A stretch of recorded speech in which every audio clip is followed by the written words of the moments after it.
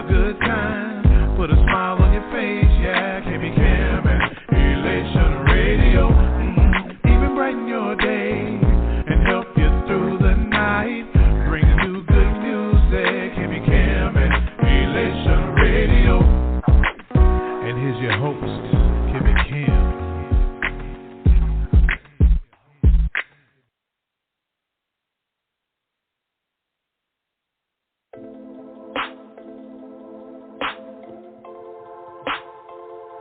Lady Michelle Austin.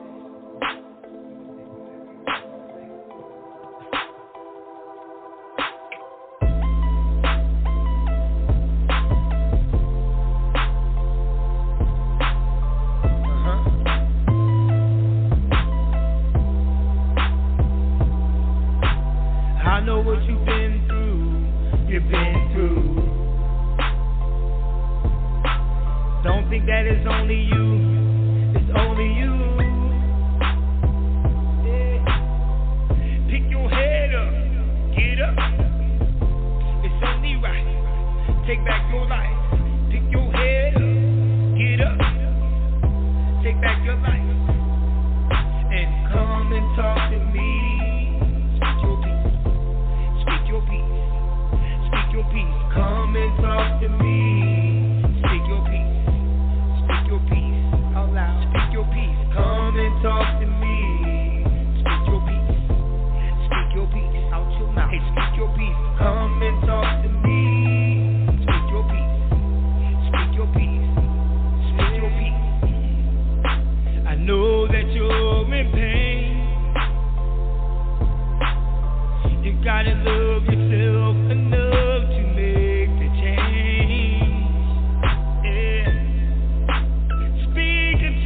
Your atmosphere,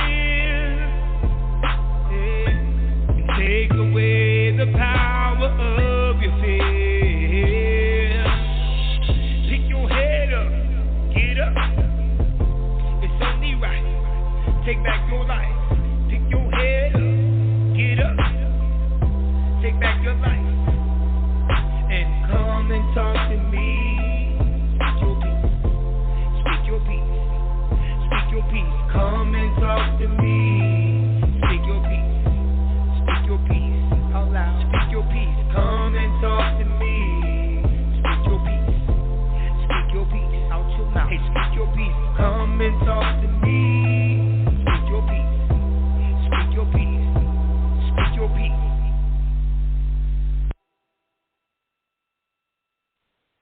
Hello, Thriver Nation.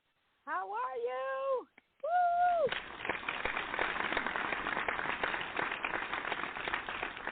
I get so excited every week when I know that I'm going to get another opportunity to talk to all of you.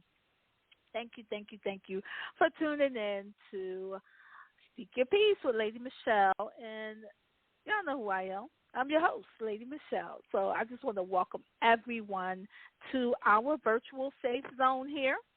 So we are gearing up for something really special tonight. I'm telling you, I'm going to get all these other things out the way so we can get really deep down into it. But we know that this platform, of course, is centered around education of domestic violence, toxic relationships. We talk about the different forms of trauma here. We talk about self-love, finding your voice, and many other things that come up that as we peel back the layers of trauma and abuse, we talk about those things here on this platform. And Speak Your Peace with Lady Michelle, it was designed with each one of you in mind. It was designed to enlighten you, to educate you, to inspire and empower each one of you. So that's what we do here. And as you know, of course, one of my goals. I love it. One of my goals here for this podcast is to help my listeners to create and live a more integrated and deeply satisfying life.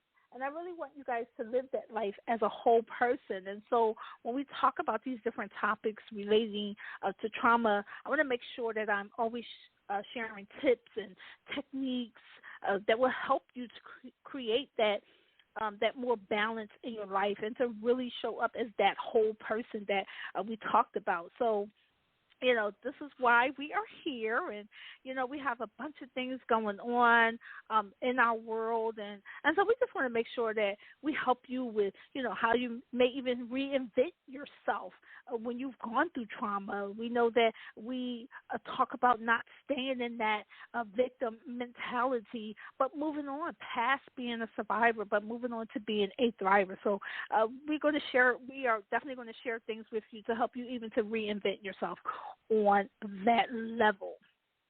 Now, we got to get to this part. Got to do it. Might have somebody new listening. Want to make sure everybody got it. Got to put this disclaimer out there. All content of this podcast is intended for general and educational information purposes only, and it is not intended or implied to be a substitute for professional mental health, trauma advice, or therapy sessions. You must never, ever, ever, ever disregard or delay seeking professional treatment based upon content that you hear on this podcast, right? So I want you to promptly, consult your physician or call 911 if you believe you're having a medical emergency, a mental, breakdown. If you feel like you need to step away from this podcast, you need to turn it off and come back later. I want you to do a mental health checkup and, remove yourself from this podcast if it's something that's triggering you, okay? So we want to make sure we get all that stuff out of the way so we can get deep down into our special guest tonight, all right? I'm so excited about this woman. Let me just kind of give you guys like a little small background. I have been searching for my family, and I have been doing some genealogy searching and some things like that, and I came upon some people on my father's side of the family, and we had a family reunion this past June, I believe it was, June going into July, yes, the last week of June. And so I've, connected with so many amazing people. But along the way of connecting with these amazing people, I found out that we had a lot of trauma in our genealogy. And so we began to talk about different things and different ways that we can help others and bring about awareness, right? And so here's this wonderful, amazing guest that I have tonight who happens to be related to me. I found her. So I have been out here collecting cousins. As one of my other cousins, she said her children told her that that's what she's doing, and I feel like that's what I'm doing too. I'm out here collecting them. And so I am super excited to invite you to sit back and just enjoy this story. She has an amazing story of the bad things that happened to her, but the wonderful part that she's doing now and how she's just, helping people along the way. And she gave me a title, and I think this has something to do with, it might even be her play or her book. We're going to find that out tonight. But from the streets to the stage. So help me, Thriver Nation. Welcome, Osunji. And I know I did not just say her name right, but she's going to fix it. Hey, Kaz. Hello. Can you guys hear me good? It's a little low, but we can hear you. Okay. I can hear you, though. What about now? That's good. We're gonna work right with it. Yes. All right. Through it, honey. Thank you. Oh, how are you? I am great. Osunji. Osunji. Osunji. All right. Okay. So yes, we're gonna get it before the night is over. I'm gonna do it. I'm gonna get this speech impediment together tonight. That's okay. So, well, how is everyone? Thank you. Listen, we are doing really well tonight. We are super duper fantastic tonight, and I'm just happy to have you here. Your name, I know it's a beautiful name like that. I know it got to mean something special. Tell us a little bit about that.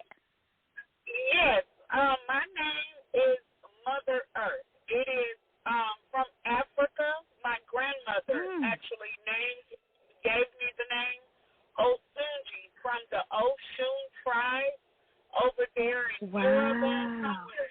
Now, I've never been there, but I meet a lot of people from that tribe, and they tell me, "Oh, your name is beautiful. It means it's from the Oshun Queen."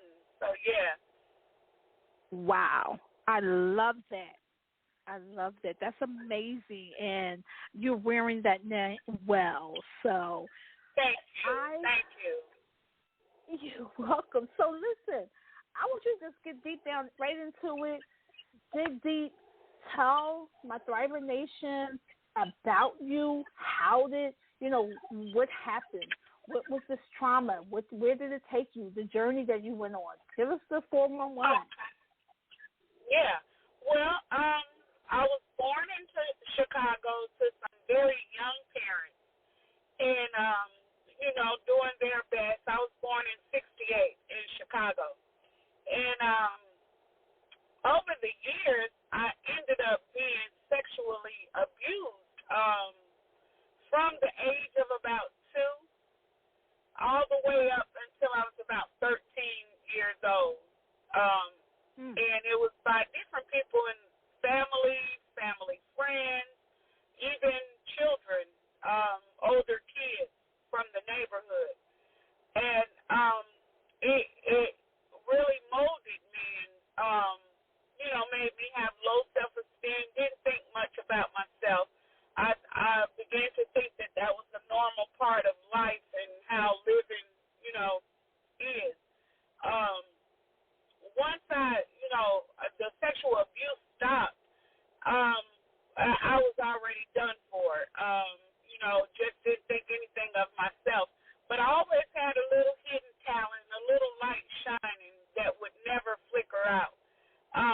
But as soon as I graduated high school, which was in 1986, the only thing that there was to offer was crack cocaine. And that's, from my eyes, my perspective. Of course, there were other things too, but with everything I had gone through and with the trauma, I didn't see anything bright for my future. So at the age of 18, I started smoking crack cocaine, and it took me on a 22-year journey through hell. But I had highlights. I did have 5 beautiful children. Met a lot of great people, relationships that I still have with some people. Some are clean and some are not, but they are my friends, that I can actually say. So the crack cocaine, it was detrimental to my life. I lost my kids twice to social services. I lost everything over and over again during the 22 years. And whatever you think of a crackhead, that's exactly what I was. I did any and everything to maintain my habit, criminal, immoral, just, a lot of things. And it wasn't until 2008 when I went to jail, I actually caught some real time in jail. And to me, real time was 4 months. And that's how much time they had given me, because I had been in and out of jail. I'd get in and get out. That was nothing to me. But to go in there and be there for 4 months without my kids, without, just being able to live my life the way that I was, that 4 months helped me change my mind about how I wanted to live. Because before that, I never thought I would be crack free. I thought that was my life, and because that's what I wanted to do. It took the weight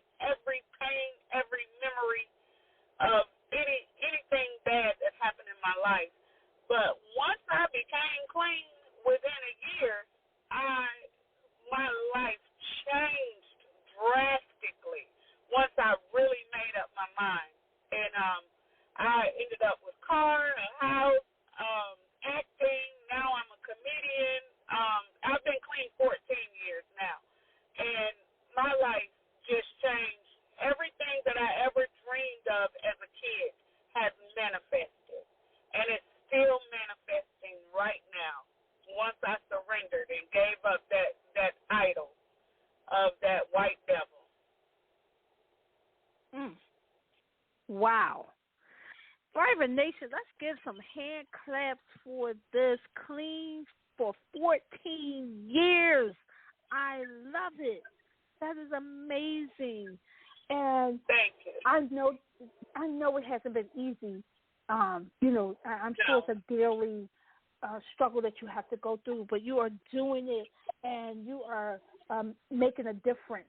And I'm sure your children's lives, those who are around you, I'm sure you're encouraging them. Right? Yes, definitely. My children, they're now adults, but they did go through the foster care, the living with relatives, even going through a few nightmares, you know, living in other places that they dealt with trauma. But my kids are successfully college graduated, all 5 of them. College graduated, working their own businesses. I have a school teacher. I have an esthetician. I have a master hair braider. I have a graphic artist and a laundromat. And he's autistic, and he has his own business in a laundromat. Get out of here. Yeah, they said they were going to do opposite of what I did, and they went hard. And I'm so proud of them, very proud of them. I love it. I love it. That is amazing. That is, and you know, when I heard a little bit of your story, I knew that I wanted to bring you on because you lived exactly what we talk about. When we talk about that childhood trauma, you know, my organization talks a lot about and helps through childhood trauma, and I being a survivor now turned thriver of childhood trauma, I went through some of those things that you went through, you know, the low self-esteem, and, you know, you begin to find yourself doing things like, you know, alcohol and drugs, and you go through depression. Yes, all of depression was the biggest part. Depression. Mm-hmm. And it takes a little while to become undepressed even after the drugs, because then you miss that life. And 14 years later, I used to have so much fun. Sometimes I feel like life is boring. You know, nothing would ever take me back there, but you still have to watch out for depression. You have to watch out for that, you know, and realize when you're depressed, and talk to somebody, you know. Find somebody, and I like how you did the disclaimer, find professional help. I'm a strong believer in that. Yes. Yes, we make sure that everybody knows I am a strong believer of getting a therapist. I have several therapists. I have, you know, I always tell people of course, I have Jesus. He's first in my life, of course. And then I have my regular therapist. And then I have another therapist. I have a wound therapist. I have a life coach. I have a mentor. You have to keep that balance in your life. You have to, you know, you got to know which one can help, what portion that you're experiencing, especially when we've gone through childhood trauma, because we deal with different things. We've experienced life in a different way. And so when you have to, you know, you're going through that mental illness, and you're going through, you know, you've dealt with molestation, and you've dealt with people betraying you and your family, and incest and all kinds of things. And, you know, you got to be able to deal with that on different levels. And one particular person may not be equipped to handle that. This therapist might not be equipped to handle it like the other one. So I just always tell people before they say, A lot of Go people ahead. make a mistake of speaking to family members or friends, and they don't have they're not totally unbiased, you know. And that's why you gotta seek someone who doesn't know you, you know, who won't give a personal opinion and things like that. I've actually gone to school and earned a bachelor's degree in behavioral science, and I have a master's in psychology as well. And that's why I'm a very strong. I'm not licensed yet. I just got those degrees, but I do a lot of street counseling myself, you know.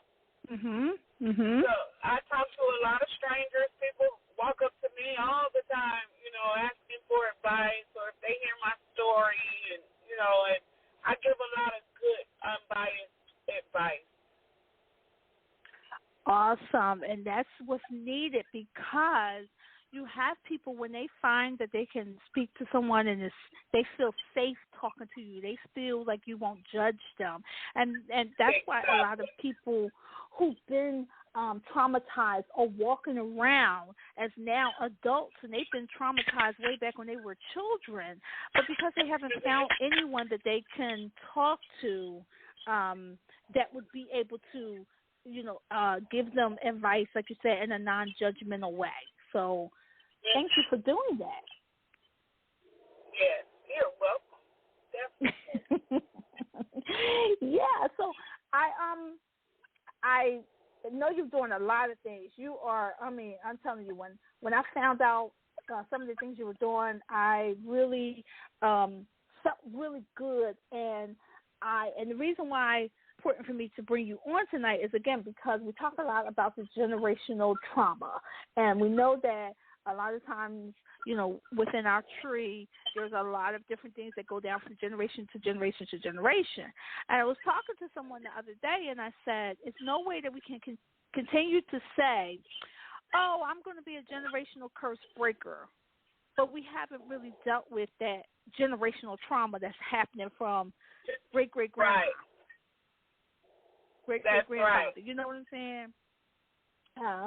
And so that's some why of I wanted that to trauma bring. we may not never even know about, because some families don't talk. You know, I have a family that doesn't really talk. I don't really know if my mom had, you know, any trauma, because they don't really talk like that, you know? Yes, absolutely. I hear From all that the good, generation. but no bad.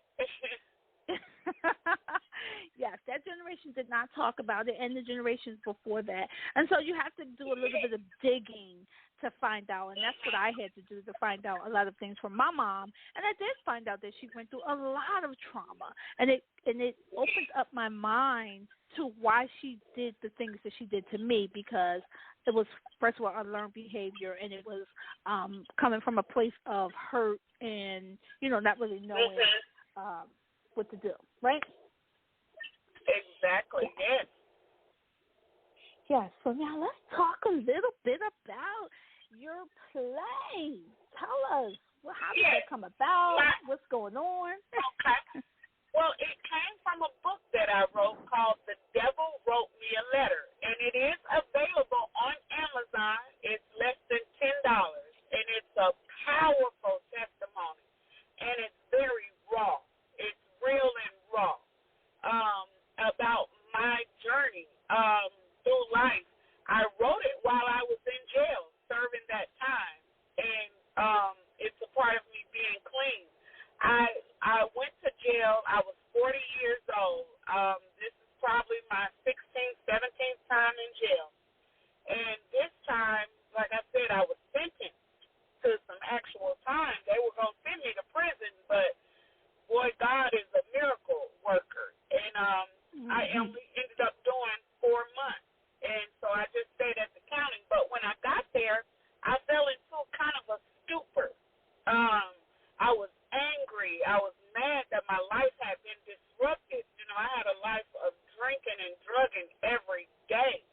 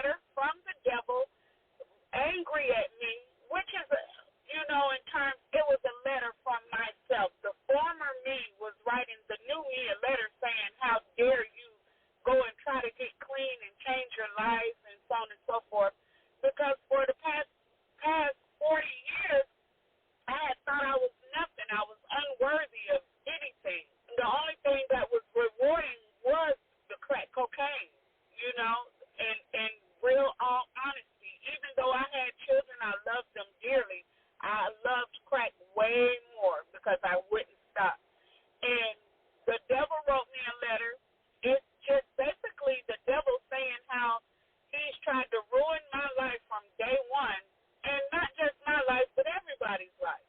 You know, from day one, and how I allowed that to rule over me and me pour myself into this career of crack cocaine.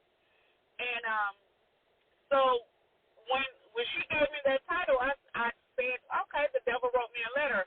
I got out of jail. I put it away. Maybe 2 years later, I typed up that letter and published it on Amazon, and boom, there you have it. It's been selling and doing well. So someone approached me because they read the book and said, "Ma'am, please turn this into a stage play." And my God, she wrote that stage play, and it's been sold out 2 times here in Atlanta. And it's just the same name, The Devil Wrote Me a Letter. And the stage play is way more entertaining, but it still tells the truth. It's raw, and it's very real. And that's how they came about. Wow. That is amazing. That Thank you. and this is what I try to tell people who've been through trauma, and we try to give hope, right? And that's what I feel that you're giving, hope.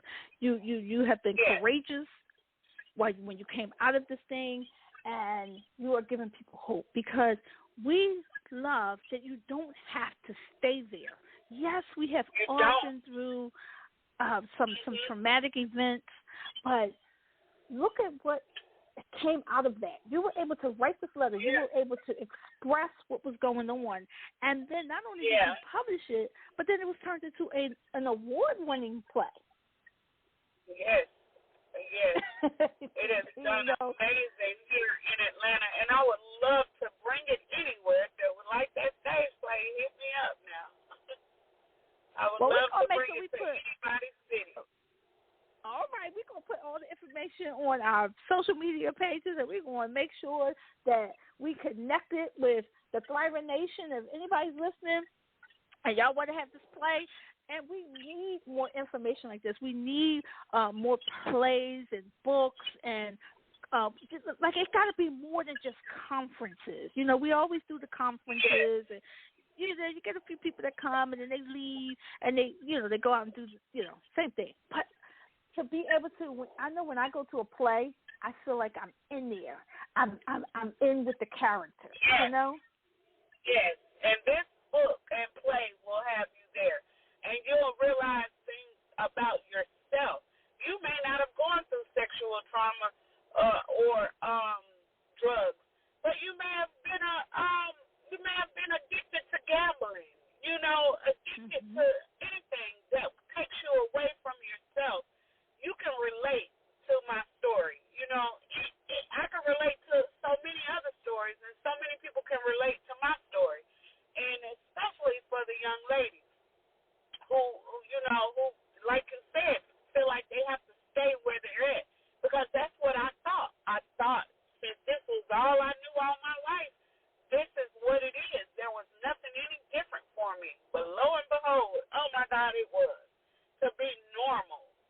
I used to never feel normal. And now I feel like a normal person. Like a regular human being. Oh, that is amazing. That is good, because I like what you're saying. It will make you feel normal, because a lot of times we try, when we've been through trauma, and I keep saying we because I want everybody to understand that I am here with you all. I don't stand in a place where I think I'm better than anybody who's gone through trauma, anything like that. I have been through it too, and I'm right here with you people, right, with you Thriving Nation, right? And so a lot of times when we've gone through it, we begin to normalize going through that trauma. We normalize the things that is happening to us. We start to normalize, and think that this is all we are going to get. This is all we deserve. This is the only type of love we're going to get. And so when you're saying you're doing well, you're clean, you're doing, and we're going to get into the next part, which is your comedy, you're doing all of these different things, that you now feel normal. You feel like, okay, I'm doing something positive with my life. So I really love that you're saying that and that you're living it, not just talking it, but you're living it. Yes, living it on purpose. That I found out that was the key. That whatever you do it on purpose. I was smoking crack on purpose, so now I decided to not smoke crack on purpose, and you got to live with some type of purpose, And so now I make sure I live on purpose every day. Every day I'm living on purpose and living my purpose. Awesome, awesome. And so now you are making people laugh. So, like you said, from the street to the stage. So now, tell us about the comedy. How did you get in it? Were you always a comedian? Were you always an entertainer when you were younger or something like that, Again, that jail, girl, it was the jail. That time that I caught, these girls made me a comedian. Once I started breaking out of my shell and everybody just love Osunji because I would sit and tell them stories about my life and the crack. And I don't know how I made it funny, but I would make it funny. It would be so real, one time we robbed this guy, but it would be funny and it was real stories. And they would be like, you should be a comedian. I'm like, but I'm just telling the truth. I'm not trying to be funny. I'm just telling y'all stuff that happened in my life. And I always had a smile on my face. No matter what I went through, I could always smile and make people smile. I was good at hiding my hurt and my pain. And so in jail, they come to me every night. Come tell us some more stories about what you did and tell us what your kids did this time or something like that. And we do it. We used to talk through the bits. I don't know if anybody on here is listening ever been to jail and know about talking through the bits and through the toilet. But you can actually talk through the bits. So we invented something like what we have now, a radio show that we used to do every night through the toilet, where the guys could hear you, the girls could hear you, and we'd have discussions, and then there'd be the entertainment hour, and then that'd be me. I'd sing, too. I could sing as well. So I'd sing, I'd tell jokes, and just we'd entertain each other through them toilets and just have a good time. So I got released and with an ankle monitor on, and I was still serving weekends. I had to do 28 weekends in jail. And but during the week, I would go to these comedy shows and see all these comedians. I'd be like, oh, my God, they're hilarious. They're turning their tragedy into laughs, too. And but I still hadn't got on stage or anything, but I just started getting to know these comedians and making them laugh and things like that. And so one day, somebody asked me to host a stage play. And just said, because you're so funny. And I did it, and oh, my God, the laughter, it was therapeutic. I was like, oh, my God, I can really make people laugh, and I can get paid for it.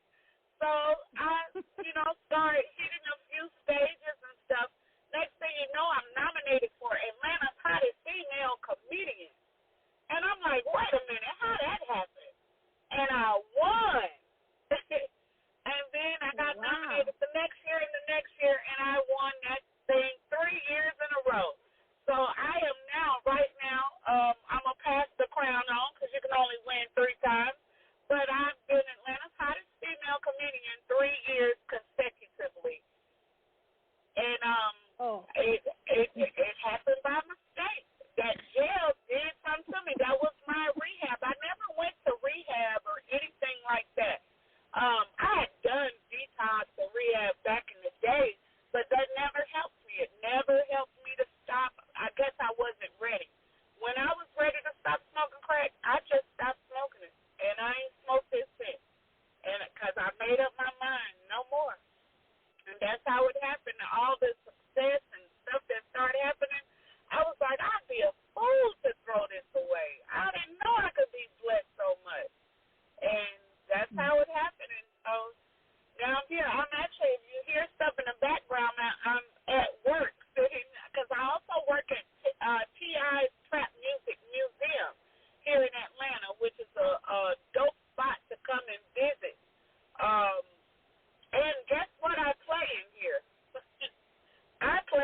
What?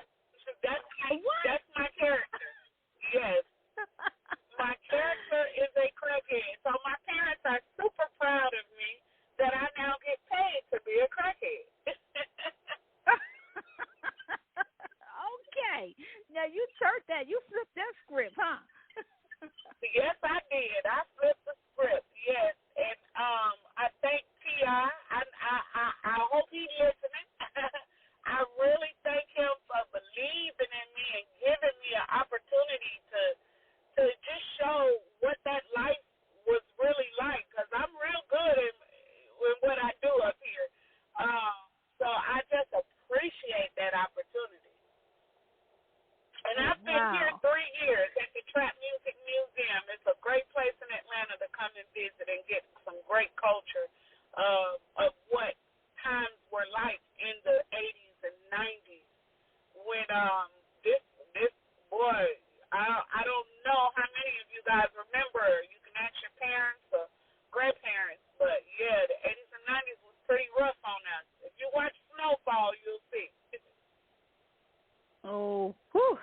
Well, I'm just a year older than you, so I do remember how bad it was.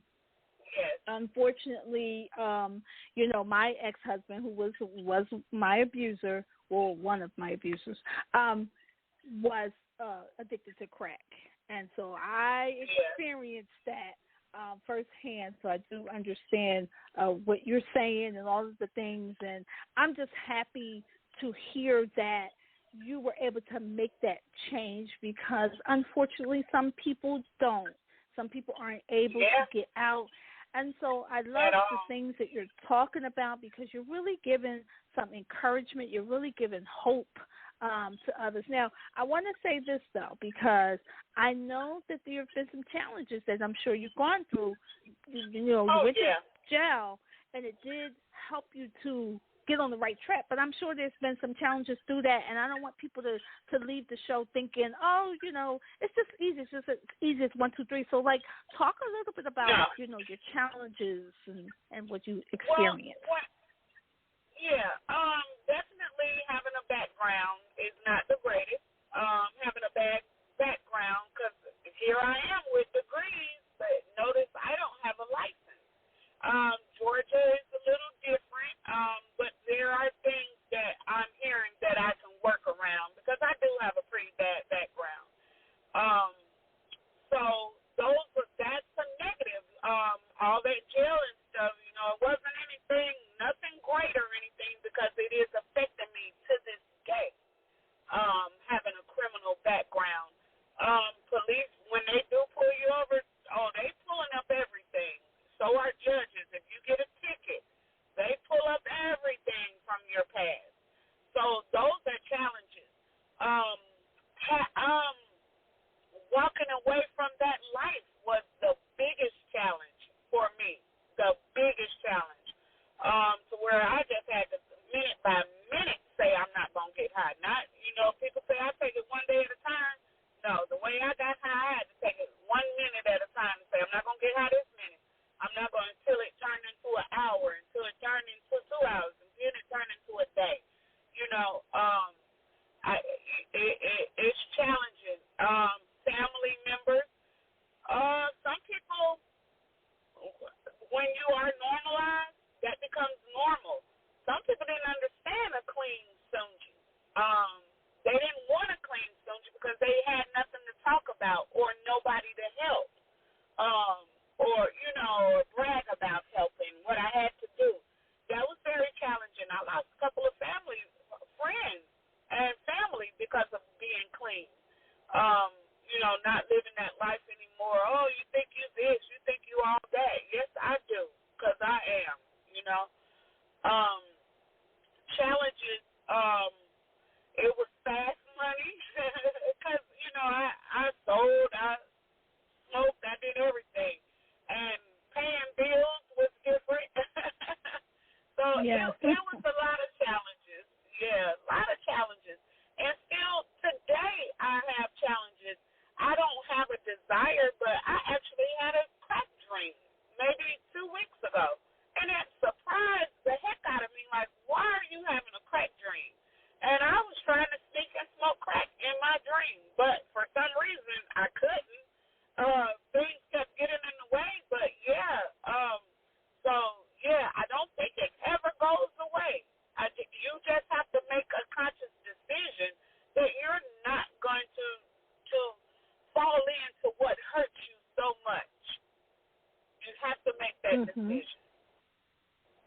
good that you said you have to make that conscious decision.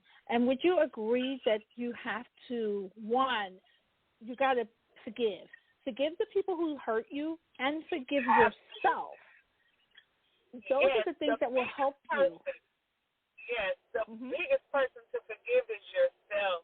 Because if you don't forgive yourself, you cannot move on, because we are our biggest critics. We hurt ourselves more than we could ever imagine, especially just with the way we think. You know, it may not even be actions, but thinking and thoughts manifest into action.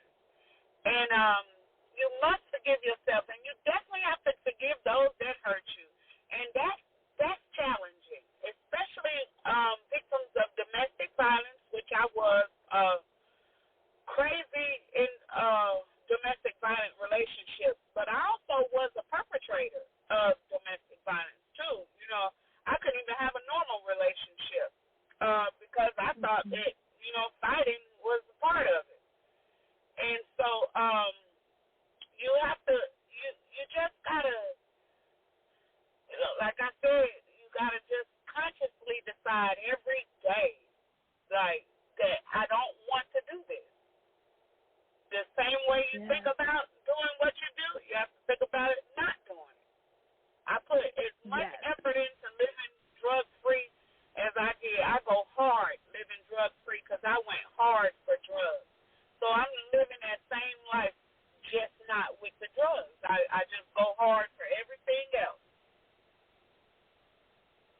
Wow. This has been great. I love this. I always, you know, you start out this conversation, because that's really all we have in this courageous conversations, right? And you start them off, and you're like, oh, I'm going to have plenty of time. And then you look around, and the clock is busy moving. So we are getting down to the end of this, and it comes so quickly. So I want to, because you touched a few things, I want to let the Thriver Nation know, and I call my audience the Thriver Nation because, of course, we are really, we feel very strongly and we promote being a thriver, which, of course, is going past being a survivor. And so this is the Thriver Nation. And so I want to let them know that a lot of things that you've talked about had to do with childhood trauma, right? And so that childhood trauma, of course, you are now an adult and you went through adulthood. And I'm always telling my audience that I know that we may be adults because, of course, every year you go around the sun another year and you have a birthday, right? But if the trauma happened when you were, 3, 4, 5, 7, 9, 12, whatever, those are the ages where you are still stuck there. And so a lot of things that we've experienced, and it hurts us along the way, and we become adults, but we still deal with that hopelessness. We still deal with those anxieties, and we can even have those, some suicidal thoughts. We can have the depression, of course. Some insomnia. I know I suffered from insomnia for a long time, which, of course, I got pills from my doctor from that, but then I became addicted to those pills. So whereas I thought that I was better than my parents by not, drinking like they drink, but I was addicted to prescription pills. So it's still that addiction there when you go through that childhood trauma. And like you said, it's hard to deal with relationships. You not only went through domestic violence, but you became a perpetrator yourself, as you have stated, because it's hard for us to have those healthy relationships when you've gone through childhood trauma. And so I wanted to make sure that I put that out there and let everyone know that the reason why you've gone through these things and you experienced it to even get attracted to the crack cocaine, because it's an attraction, because it takes you away from the bad things that are happening. It takes you away from reality, and it takes you into another world. But we don't understand that world is a world of the rabbit hole we don't want to go down, right? Right. So I, again, so happy for you. so happy that you have made it out and that you are continuing to be a thriver. You're continuing to not only give yourself hope, but give hope to others, because laughter is so good and it really is so healthy for people. So I love that you're doing that. And that you're making a living out of it, and that you're also giving back to those who come to the museum, teaching them about that culture, bringing awareness, and that kind of stuff. So thank you. I'm just going to keep saying thank you to you, because we need this, and I love that I'm connected to you. Like I feel like, I'm glad that I found this cousin. I'm glad that I found this family member, but it goes beyond that. I'm glad that you are a part of the community of the thrivers, the community of teaching others how to come out of trauma and to advance and to triumph. And so thank you again. You are welcome. I got somebody texting me. I don't know. Do you take calls? We're not. We wouldn't. Can they send you their question? Can they? Okay. Can they tell you what the question is? And we can take it, because I think it's going to be. I'm not sure if they'll be. Are they on the line right now? I think so. They must be. Yeah, they just texted me saying Lady Michelle taking questions. I said I can only find out by asking. My producer may be able to open the line for them. She may be able. Okay. Let's see if she could do that. They can say hello. Let's okay. See. Let's see. Let me just see, because we got just a few more minutes. Okay. Let's see. All right. Okay. Let's give it one more second. Hold on. Let's see what we can do here. They want to talk to us today. Yeah. That's pleasing. Surprise. Hello, are you there? Yes, okay. I'm here. All right. Hi. Hi. Is Lady Michelle and Osuna? Yes. How y'all doing this evening? I'm not gonna keep y'all. I just happen to be on my Instagram, and I know both of y'all. I'm not gonna tell y'all who I am, but I'm gonna give y'all this question, especially Osuna. If God gave you a roadmap to all your bad decisions, would you take that roadmap, or would you just go through those bad decisions on your own? Number two, the trauma that others, you said you got people who you have to leave alone because they still in that trauma. So leave them alone. I'm gonna tell you who I am. This is Linda, Tough Cookie in Sacramento, California, Starletta's friend, and you know who I am. Oh, hello. Yes. Hi. Hi. How are you? I'm good. Well, thank you for tuning in, and thank you for yes. Well, thank you for those amazing questions. Yeah, that's a good question. Mm-hmm. That roadmap question. I don't know if God gave me a roadmap. Well, I think I would have to trust that, with this roadmap, it would come tools where I would hope God would give me tools to help me maneuver through those decisions and bad times, the tools that I didn't have. But I guess he might have already given them to me, because I made it.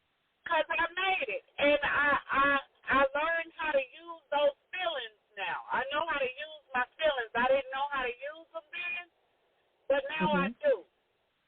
So, yeah, I think I would take that roadmap from God. Right. Awesome. Yes. Thank you. That's a great question. And I'll tell you, we might have to make a show out of that question. I was thinking that. Like, what do we do with that decision? How do we need, I love that. Okay. All right. Well, Linda, you stay tuned, because I might have to call you to come on to do a show about that. Well, this is on super time. I ain't gonna say too much. This is her time. I just want to throw out that question, and God bless you both. And trauma don't last always unless you let it last always. All right. Thank you so much. That's right. Congratulations to you both. All right. Thank you. And have a great evening. You're welcome. Thank you. You're welcome. All right. So that was awesome. That was a great, like I said, that was an amazing question, and it really was a great way to even end it because I was going to, ask for some final thoughts, but that's a great final thought right there. Yeah, I'm still thinking. Like, Yes. So, oh, wow. So, all right. So, give us, because, again, we only have a few more minutes. However, I want you to make sure you give everyone your contact information. How can they contact you on social media or wherever way? Okay? All right.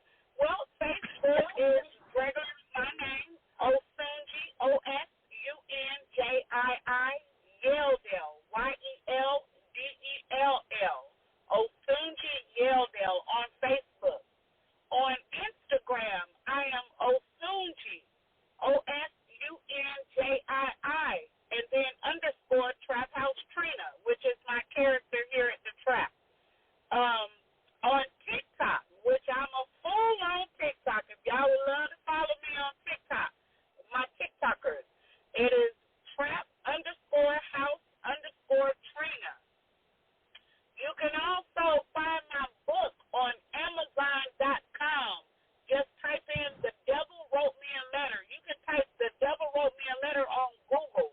I will pop up, and you can buy my book from a lot of media off of there. If you just type it on Google, The Devil Wrote Me a Letter. And you can always follow me on any one of my social medias to see where any of my shows are. And because I'm always working, because God is good. And so I have a lot of comedy shows going on. So follow me, and follow me. Awesome.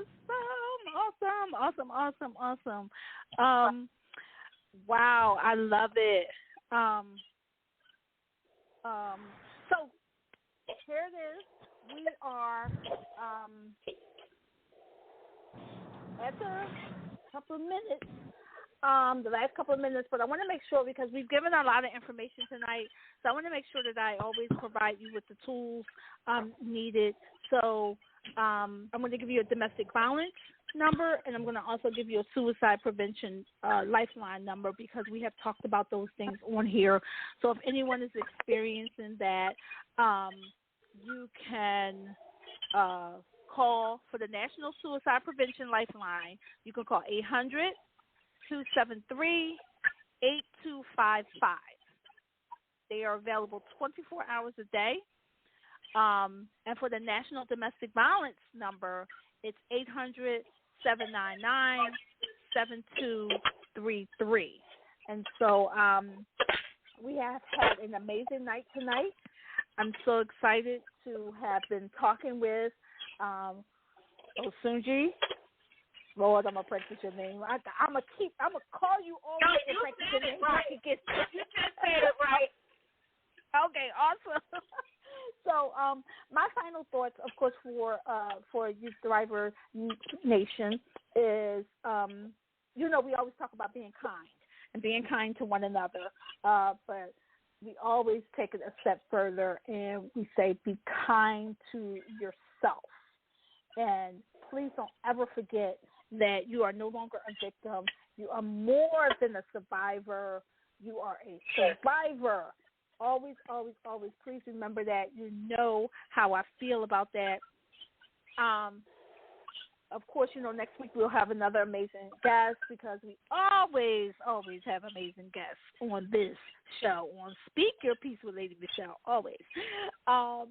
But again, we're just going to say thank you to our guest tonight. We definitely love her. We wish her so much the best of everything. Please go and follow her, support her in any way that you can, purchase a book, do, if you're in her state in Atlanta, and everybody goes to Atlanta. Like we always somebody gonna fly through Atlanta.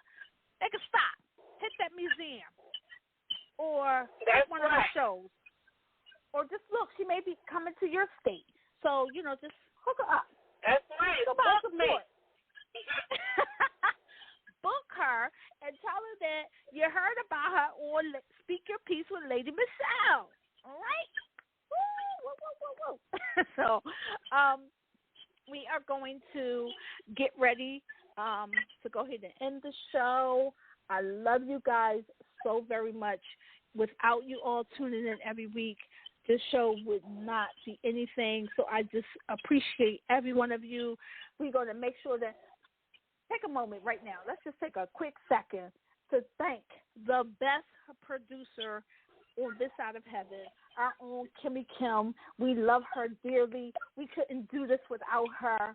She keeps us together. She has the Elation family that we are a part of. We are on every platform. You can find our podcast on every major platform, Spotify, iTunes, Apple, everything. iHeart, go there, you'll find us, okay, the whole entire Elation family. So make sure you do that, look us up. And so we want to thank her. That's our own Dr. Kimmy Kim.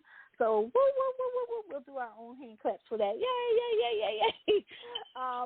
And before we get out of here, again, thank you for this amazing show, everyone. I want to remind all my thrivers that when you love yourself, you are healed, and when you are healed, you are loved. Wow. Have a great week. I love you all. Thank you, Osunji, for coming. Thank you for having me. You're welcome. So good night, everybody. Have a wonderful, wonderful week. I love you all. Good night. Pick your head up. Get up. It's only right. Take back your life.